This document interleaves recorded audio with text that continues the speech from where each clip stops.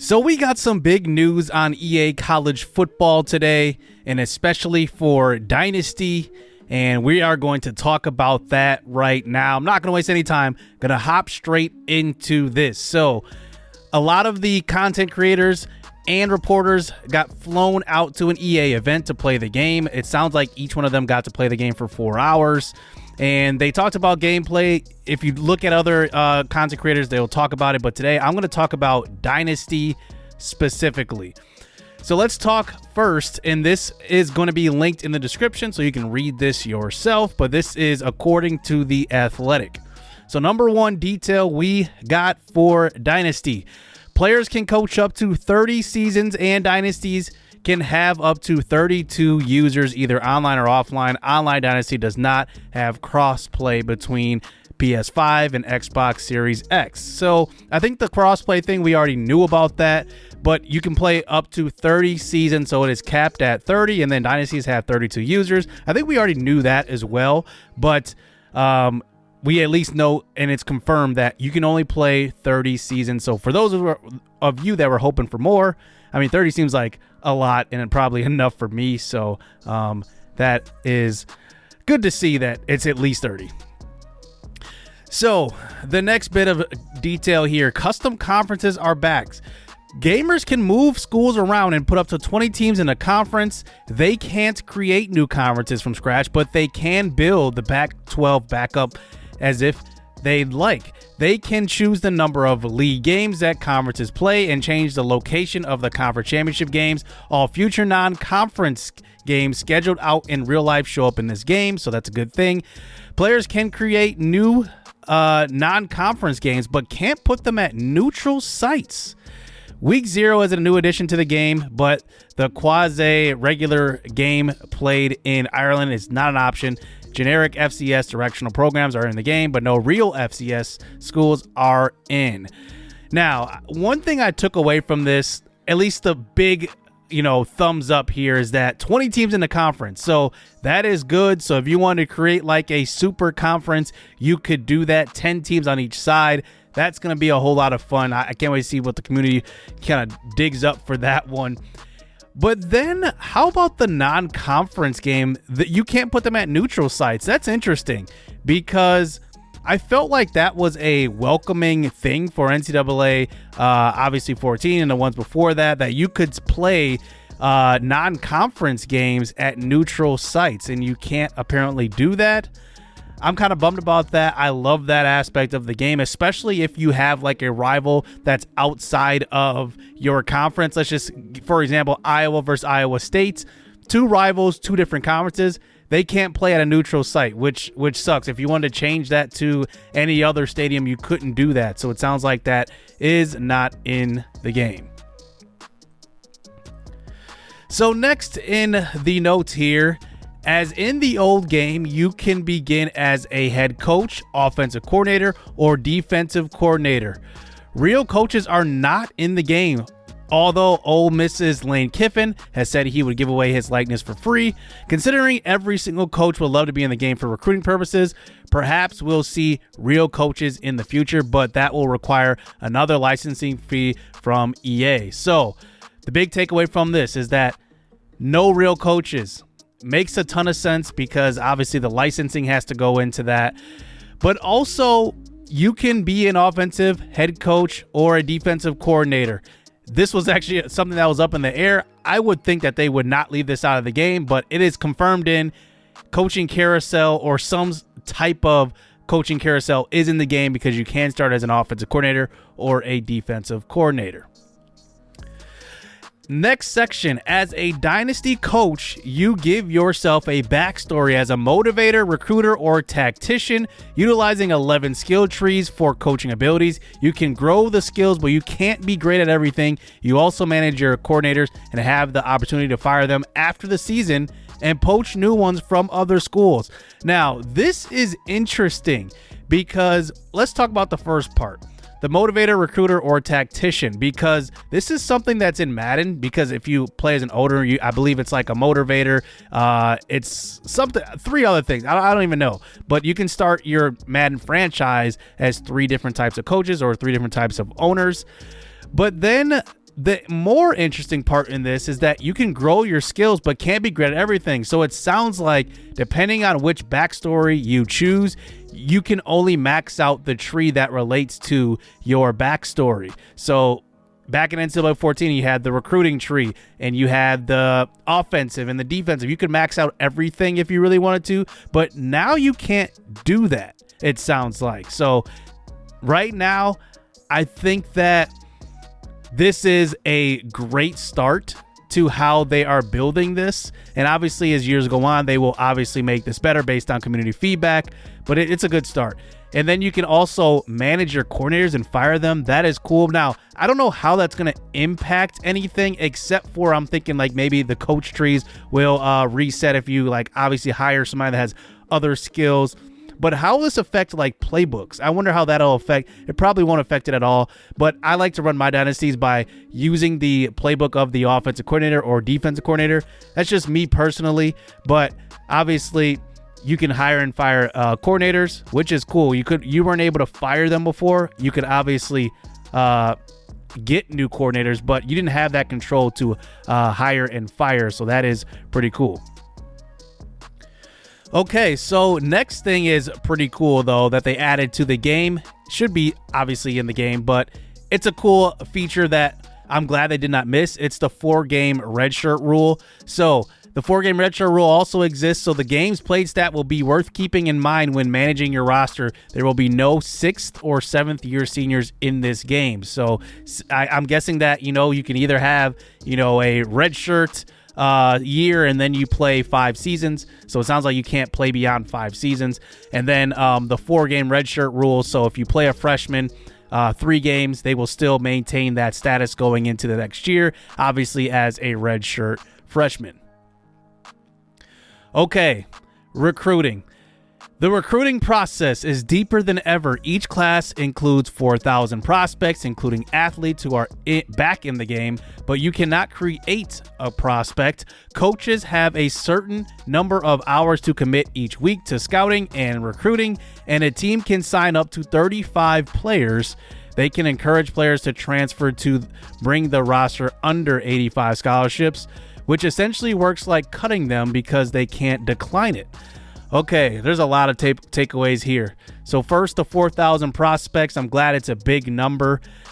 But here's the thing. You cannot create a prospect. And I kind of saw this coming just based on, player likeness. They obviously don't want to, A, put in the work to filter out names when you are creating a prospect. And B, they probably it was just way too much to take on. And they probably did not want anybody to kind of break the system or try to break the system. It's just probably something they just wanted to prevent in the first place. And obviously legally, you don't want to create more legal boundaries. Now, one thing I see here, coaches have a certain amount of hours to commit to recruiting and scouting. So it sounds like they are bringing back the old feature of calling prospects. I'm not sure, because in NCAA 14, it was kind of just set it and forget it. Obviously, you had to update it every week, but it was very, very bare bones. So hopefully this is something a lot deeper than NCAA 14. That's my hope. And then you can encourage players to transfer.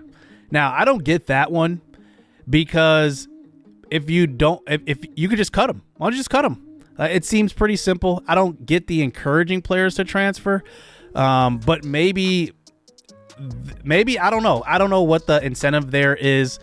Maybe to keep them in the game, because maybe you want them to transfer just to keep track of them. Maybe that's it. I mean, if that's the case, that's fine. But I guess if they don't transfer, what do? Just cut them? That's what it sounds like.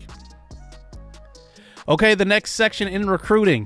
Some pipelines have narrowed to include cities like Atlanta. Some recruits have deal breakers, meaning there are simply certain things that 5-star recruits want that smaller schools can't meet. You once again will have the option to send the house in recruiting and throw a lot of hours at a kid. It's a stage-based process where you try to keep your school above the recruit's cut line. So a couple of things here. Pipelines in cities, that is kind of crazy to me. It might be that it's for certain cities. So like the bigger cities, I'm not sure how they're going to manage that, but it's intriguing. I think the states are fine, but the cities are pretty detailed there. And then obviously the deal breakers thing is awesome because even though it was cool to build up smaller schools and get these 5-star recruits, I mean, it's just not realistic to recruit a 5-star school at, let's just say, Eastern Michigan or something like that. It just doesn't happen. It hasn't happened in real life. I mean, it's a video game, sure, but it just doesn't happen. I'm glad they put that in the game. So you had to actually build your way up to that level in order to get those recruits. So that is awesome. I'm glad they put that in the game. But this is good. This is good news. This is something new, just something fresh. I really like it. Okay, NIL in Dynasty does not exist. Brand exposure has replaced TV exposure and serves as the NIL stand-in during recruiting pitches. The explanation from EA folks was that the NIL landscape changes seemingly every month, and they didn't want to commit to something only for it to change. Plus, pay for play is still against NCAA rules. But obviously, we just found out that that's kind of in the rules now. Schools can pay their players, but this is interesting. I get it though. NIL is as wild as it is. It's just a lot to cover. So they put it into brand exposure. It makes a whole lot of sense. Now I'm wondering, how do you increase brand exposure? Because is it by doing certain things in recruiting? Is it something that we don't know about yet? It's gotta be something about advertising your program maybe, or doing certain deals, or I don't know what it is, but we'll find out more on brand exposure in the future, more than likely. But NIL officially isn't in the game. Okay, recruiting visits. Recruiting visits can be fashioned specific to what a player wants. If playing time is one of the biggest motivators, you can sit in a position meeting room. Inviting multiple quarterbacks to visit on the same weekend could hurt you. There's a risk reward to certain weekends. A win against a bad opponent won't help you as much, and a loss could hurt your standing. A win against a good team will help. So what this kind of boils down to is, it sounds like they just mixed the PS2 era of recruiting and the Xbox 360, PS3 era, because back on the PS2 era, if you lost to a bad team during a recruit visit, the recruit would let you know. There would literally be a quote at the bottom that says, "I can't believe you lost that game," or whatever the case is. And then they blended that with the NCAA 14 mantra, which is basically, if you send multiple recruits on a visit at the same position at the same time, some of the recruit points that you get from that visit is actually negative. So it sounds like that is kind of a blending of the two features all into one in recruiting visits. Okay, the transfer portal. Let's talk about it. Instead of working like free agency, the transfer portal is woven into the normal recruiting process after the season. When this part of the calendar arrives, you'll have to split your hours between high school recruits and transfers, the latter of whom are not available during the season. No tampering. Prospective transfers have star ratings, and the recruiting process works much like its high school counterpart. A few years into your dynasty, computer players in the portal may remember whether you recruited them out of high school. Service academies can take transfers the same way as everywhere else, even though it doesn't exactly work like that in real life. Okay, a couple of things here. So I like that transfer portal is obviously in the offseason, but I think the thing that I like is that you're going to have to choose whether you go hard in the transfer portal or hard at recruits. I'm wondering what the cost benefit of that is, because let's just say I have a 5-star recruit in high school. I have a 5-star transfer portal. Both are kind of neck and neck. We're like 1 and 2 ranked.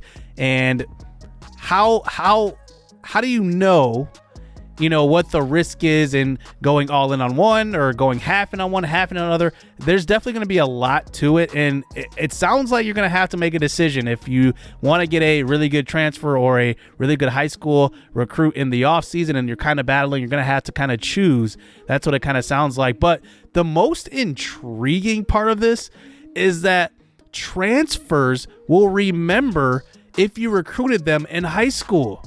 That's That is amazing, because I never even thought about doing that, or at least including that in my wish list.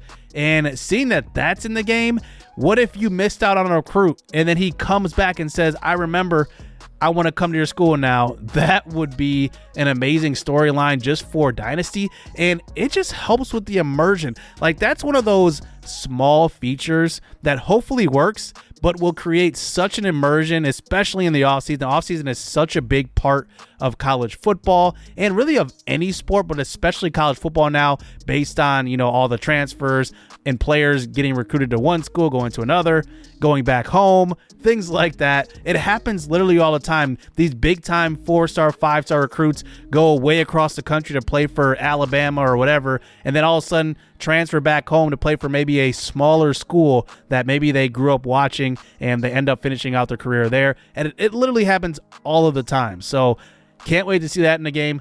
Hope it works, to be honest with you. That's a good feature. All right. Now, at the end of each season, coaches will be faced with more players than ever who wanted to go to the NFL or transfer for reasons such as play style or pro potential, and given the chance to persuade them to stay. So this just sounds like, you know, the offseason that we see in NCAA 14, but now it's a lot more. So, like, you're going to have to convince a lot of players to stay, or they're going to go pro or transfer. So it sounds like they're going to put a lot of work into this. So I'm wondering, you know, if you tell one player to stay, let's just say 2 quarterbacks want to transfer, you tell one of the quarterbacks to stay, will it be also equally as easy now that I convince one to stay than to convince another to stay? Or will they know that, hey, you convinced quarterback A to stay, so quarterback B's like, I'm out of here? I wonder how that's going to work, because if they botch this, you could just end up, you know, convincing multiple players at the same position to stay, and in real life that would never happen. Like, usually if you recruit 2 5-star quarterbacks, one usually stays, one usually goes. It's just how it goes. So the next question here is for draft classes, and this is an absolute bummer. You cannot export college football 25 Dynasty draft classes into Madden. EA only has player license for their college likeness, not their NFL likeness. Although players join the NFLPA and the associated license early the next spring, they're not added to Madden until the late summer in the new game. This will still be the case years into your Dynasty after all the real players have filtered out. You won't be able to export computer-generated classes either. You can, however, export Road to Glory players into Superstar mode. Okay, this is a 3-part little text here. The big one is, obviously, you cannot export the draft classes. I actually kind of understand this, because the licensing agreements and everything like that, there's so many legalities. When you get drafted, you have to sign a pretty much a contract with the NFLPA, which says, hey, I'm giving away my likeness for the new game, or to sell my jersey, or to do commercials for the NFL, advertising for, you know, these networks, all that stuff. And you basically sell that away. But I just don't understand that after all of these guys are out of the NCAA, why you cannot export the computer generated classes. That is kind of head scratching to me, mostly because they've already stated that you cannot create a prospect. These are already generated guys in the first place. Why can they not be brought over into the new game? I just have a feeling that this is more on the Madden side, because it doesn't make sense if there are fake players leaving one game going into the other, why that won't work. It must have been a development issue. Possibly it's just not ready yet. It sounds like something they can easily do in another year cycle, but they're probably wanting to focus their attention on the core of the game, which is Dynasty. Obviously, they have Ultimate Team and they have, Road to Glory. It sucks. I'm disappointed in it, but I get it. They need to focus on the core of the game. But this is bad news. Bad news to me. And then the last part here, you can export your Road to Glory one into Superstar mode. I mean, that's kind of a given. It's one player you're exporting, so that kind of sucks. So the last bit of news here is Teambuilder. We obviously knew it was in the game, but they didn't get much information on it. You can design your own uniforms, helmets, field, upload a logo. Now, interesting here, because if you can't create prospects in the recruiting classes, can you edit players in Teambuilder? I don't know, because it sounds like they might not have it both ways. I don't know if I even went over this, but I did read also that you can edit real players in the game. So if you have a player that is computer generated, you can modify their likeness. However, certain names like Arch Manning are not allowed in the game, but you can edit players once they're on your team. Now that's interesting, because you can't edit the prospects that come in. You can edit them once they're on the team, but you can't export them going into Madden. It's just an interesting dynamic there, but at least you can edit players after they have joined your team. But it kind of sucks that you can't export them. But I'm wondering if you can edit players within Teambuilder and bring them into the game. But if you can edit them in the game, it makes sense that you would be able to edit them in Teambuilder, but maybe that's not built out. I'm not sure. More to come on Teambuilder itself. But let me know what you guys think of all this news. Most of it's good. Obviously, some things were left out, which sucks, but I like the fact that they're putting in work in the offseason, into recruiting visits, all that type of stuff. So I'm excited about the game. Follow my channel for more news as it comes out. I will try to get that out to you as quick as I can. But if you're new here, hit subscribe, hit that like button. Stay tuned. Let's get it. Let's go.